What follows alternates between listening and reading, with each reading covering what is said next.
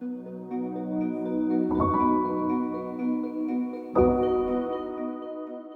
nyo guys, may share ako sa inyo. Grabe yung goodness ni Lord, yung love ni Lord sa akin, and sa family ko.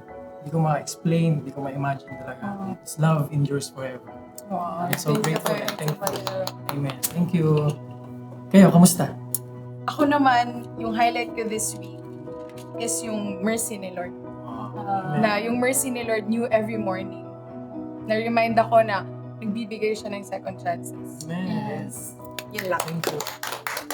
Lord, ano yan? Gawa-gawa? Di yan totoo. Sayang lang ang oras nyo dyan. Niloloko nyo lang yung sarili nyo. Kung totoo si Lord, bakit ang gulo ng mundo? Bakit ang daming bata nagugutom? Habang kayo, tatawa lang. Asan siya? Kung kailangan ko ang sagot, Hindi naman namin alam lahat ng sagot. Pero Daniel, hindi naman natatakot si Lord sa mga tanong mo. Bakit di mo siya tanungin? Huwag kang mangutya. Hanapin mo siya. hanapin? Ano siya? Hindi nakikitang nilalang? Bahala kayo dyan.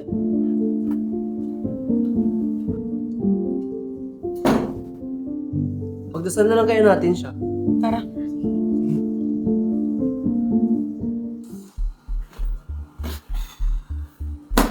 Kala mo talaga, alam nila.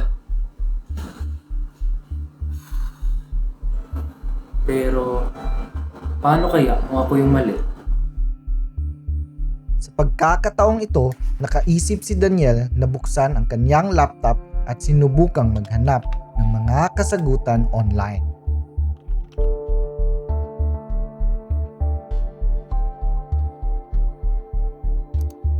Matagal niyang tinitigan ang laptop at napunta siya sa isang video kung saan nagdebate ang isang ateista at Kristiyano. Umabot sa punto na naisip niyang magtanong sa AI.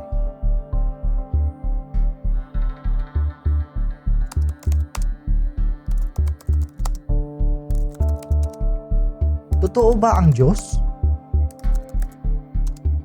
At laking gulat niya, ang sagot ay hindi basta-basta o walang saysay, kundi malinaw at matibay.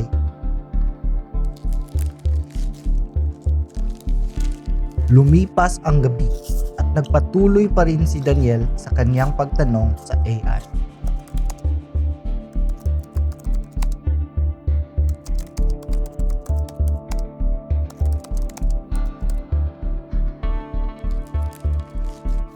Hindi makapaniwala si Daniel sa kanyang nadiskubre.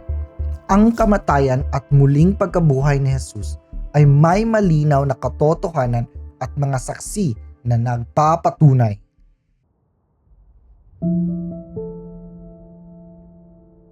Para bang biglang bumukas ang kanyang mga mata at dahan-dahang gumuho ang matitibay na pader ng kanyang pagdududa.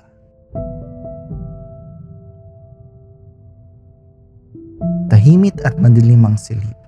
Pero ang puso niya ay puno ng mga tanong na may kasagutan at katotohanan.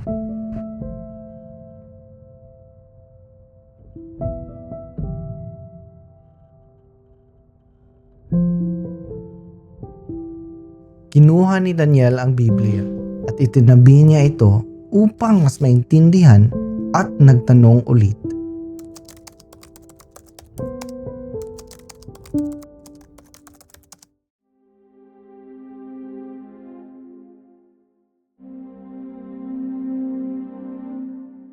Naluha si Daniel habang nakatitig sa screen.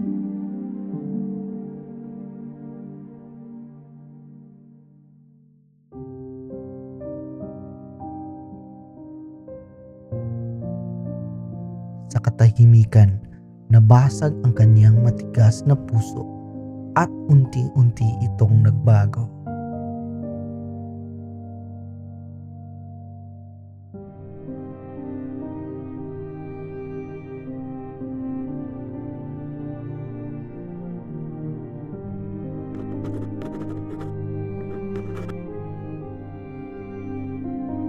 Habang nanalangin, kapayapaan ang pumalit sa dating kaguluhan ng kanyang mukha.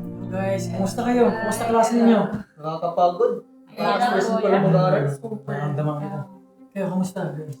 Ang hirap nakaka-camping. Grabe. Pero alam nyo, kahit sobrang hirap ng pinagdadaan natin ngayon, saan man aspect ng life natin, i-praise natin ng Lord, glorify the Lord. Whatever we do, dapat papurihan natin siya. Yes. Amen. Amen. Uy, si Daniel oh. Asa? Yun oh. Daniel! Kamusta ka? Ayos naman ako, kayo. Parang may iba sa'yo. Tanong ka ba? Nahanap mo ba siya? Oo. Pero na-realize ko, hindi lang pala ako nakikipag-chat sa AI. Kausap ko pala, pangako ng Diyos. Ang katotohanan, at siya mismo sumagot. Lahat ng mapuri ay nasa Diyos. Amen! Guys, tara samahan niyo kay panalangin siya.